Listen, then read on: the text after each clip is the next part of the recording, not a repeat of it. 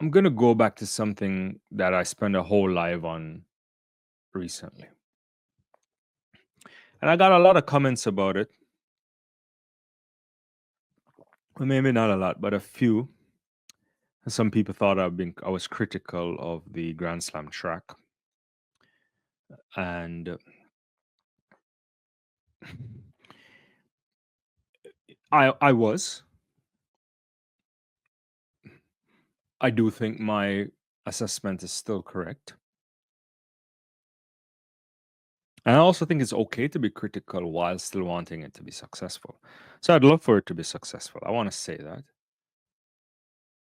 I want any kind of track and field meet event league to be successful because it gives opportunity to athletes and it gives opportunity to hopefully get to the eyes of the people who don't necessarily are stalwart for of the sport. If you aren't veterans of the sport from a watching side, you also want others to be in the mix.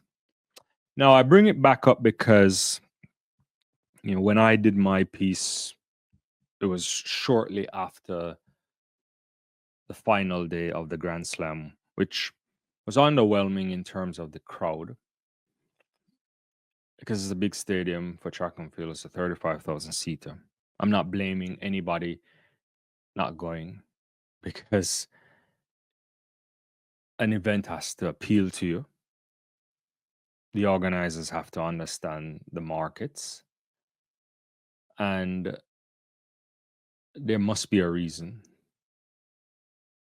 why you chose Jamaica. As I said before, they probably chose it because they thought that it's a track loving country, it's a sprint capital. They anticipated crowds, possibly what's always broadcasted around the world of the Boys and Girls Championships. And they got nothing close to that. So that's disappointing on their part. It's not a disappointment. I'm not disappointed with patrons or anything like that. How you want to spend your money or how you choose to entertain yourself is up to you. In many ways, a lot of convincing has to happen from the people selling the product. So I'm going to go through some other things and I'm going to rant again. But I want to start off with Patrick Margar and his piece on From Grand Slam to Grand Flop, a lesson in what not to do with athletics. That is his article. You can read it. It's all over the internet. He posted it on his LinkedIn account. He's also the former meet director there for, what is it, Zurich. He did that for many years. He hasn't been in the sport for a while, at least from a administrative standpoint or running meets, a meet director. It's also clear that he's not necessarily on great terms with Michael Johnson, which is also fine. But that doesn't mean he can't be critical and put on a show and put on his opinion. He's a successful meet director in the past.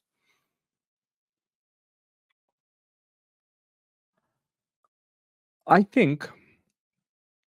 I mean, I wouldn't have gone as far as to write the grand flop thing, but it's something that my producer told me that name before we were watching it last week. He was saying it's a grand flop, and so I wasn't necessarily surprised when I start to see other people coining that term.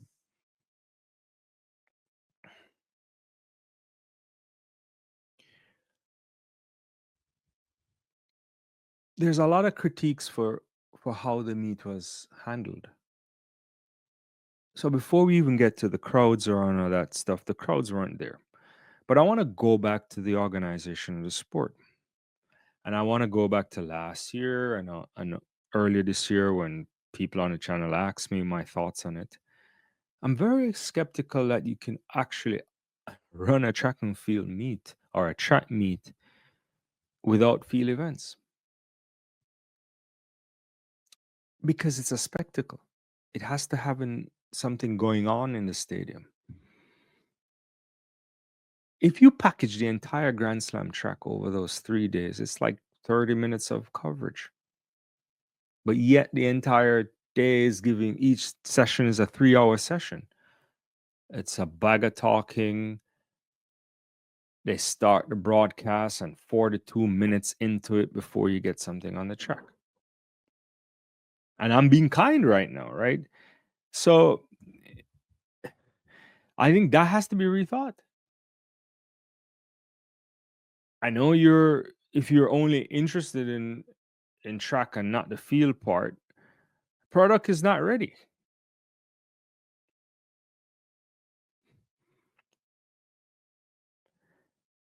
And for this to be good too, and maybe they don't have the money the same way. I mean, they had a $30 million upstart. We talked about it before. But it takes 30 million is not a lot of money when you're considering the operation, the big scale of the team, when we don't necessarily know the partnership deals in terms of the money and the TV contract, which I know is not a lot of money. So it could be in the eyes of a lot of places. It's on TV everywhere or streaming platforms, but it's not a massive deal. It's no multi-billion dollar deal. We would have known about it. Sports business would be on top of it. They would have had it in the journal already. So it's not that kind of level. It has to build. It's a brand new thing.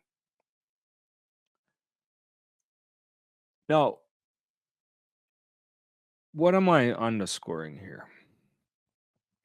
One, I think from a meat director perspective, they felt down tremendously. You can't have so much dead space. I mean, even if you had a carnival inside of the place and people floating around and dancing, from a television standpoint, is a problem. Most successful track and field meets are packaged really well. The Diamond League tries to do this, even the Continental Tour, you name it. It's like action after action in between your ads going. And there is nothing else to help it. So that doesn't look good. And a lot of people are critical of this. A lot of people in the know in the sport around the world, they are there. Clip is saying they remove field events just to have a bunch of downtime with the camera panning to the sky. That is exactly what's happening. You cannot have a track and field meet like that. You got to have more activity, more races or more field events or something like that. For the life of me, I don't know. I would be worried about this because the money is big. And I don't know if it's sustainable. $100,000, we don't know necessarily how much money the race is signed for, but I'm sure they're they had to do their best to get certain athletes. And then they didn't have some of the stars in the sport, right? You can have the fastest, you can have really high quality, but you need stars. You need people who can transcend in different marketplaces too. So you don't have a Noah, you don't have Shakiri, you don't have Grant, you don't have Fraser Price, you don't have Jackson, you don't have Mondo because there's no track events for him. You don't have Ingebrigtsen. So I give it to you. The lineup was great. I mean, you had really good Olympic champions and medalists, and the lineup for the 800 meters or the 1500 meters. Fantastic stuff. But the sport needs stars. And when you're trying something new, you need stars. And the star power is limited. And there's reasons why some people didn't sign on, I imagine. Can get into those, but I'm not I'm sure it's not for lack of trying. And so I really wanted to do well, and I want to see what they do in the Myanmar event. Last time I checked, there were tickets available still. I mean, there's still time to sell them out. It's a smaller stadium by far. So if you can't pull that out, we're looking at some problems.